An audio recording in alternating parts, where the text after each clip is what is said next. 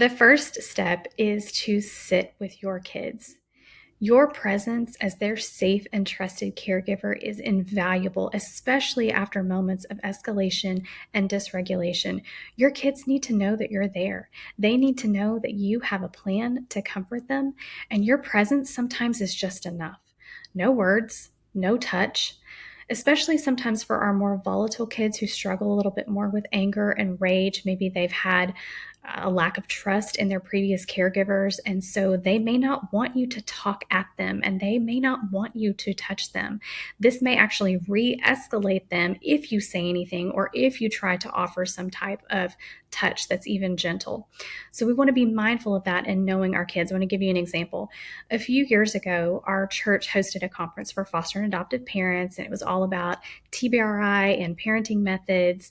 And it was an all-day conference. We were about 3/4 of the way through the day. The kids are getting exhausted, they're getting restless, and there were some caregivers that had volunteered who were honestly not trauma informed and not trauma experienced. And so we had a young man who was being fostered by one of our families, and he became terribly upset. He became terribly agitated and he was becoming very disruptive. He was spouting foul language. He was upsetting some of the younger children.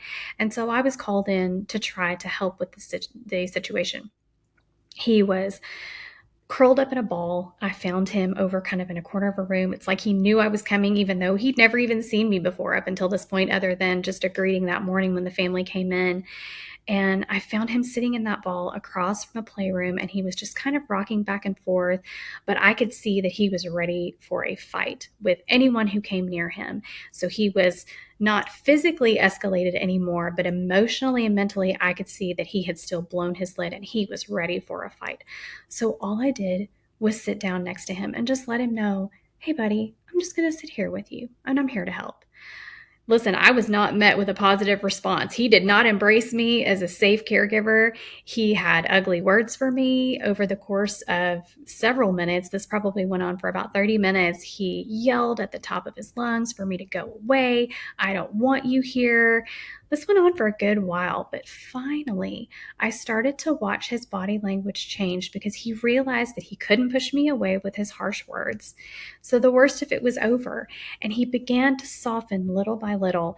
And I began to be able to add little just moments of speaking simple things to him. And before the afternoon was over, he and I were best buddies, and I had recruited him as my helper, and we picked up some of the messes that he had made. We went on special missions to get afternoon snacks for the rest of the kids. And he was able to calm down and de escalate simply because my safe and constant presence was with him. It took quite a bit. And so maybe you can relate to some of these experiences with your foster kiddos, especially. They are testing you to see if you're going to stay. And they are very, very volatile when it comes to any kind of input from you, especially when they don't trust you yet. So sometimes just your quiet presence is the best way to help a child recover when they have had moments of escalation.